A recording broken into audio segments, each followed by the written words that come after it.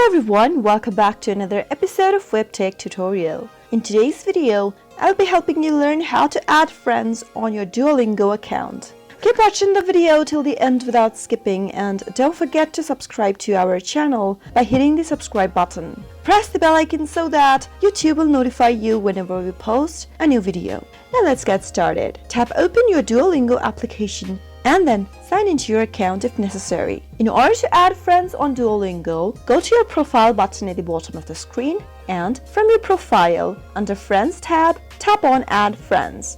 You can add friends by searching for their email, name or username in the text field over here.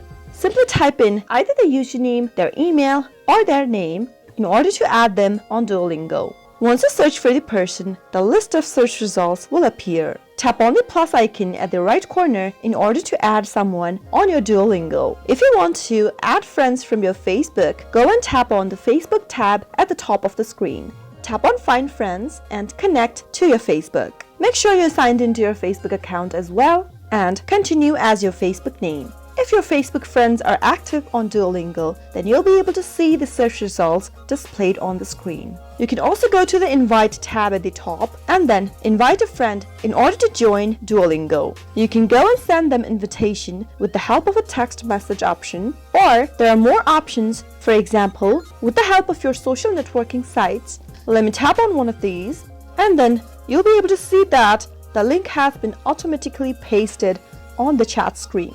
Once you tap on the invitation link over here, they will be able to sign up for a Duolingo account. That way you'll be able to find and add friends on Duolingo. I hope you found the video to be helpful. If you did, go ahead and give it a thumbs up. Feel free to comment down in the comment box if you have a question or a feedback for us. I'll soon be back with more tutorial episodes. Goodbye till then.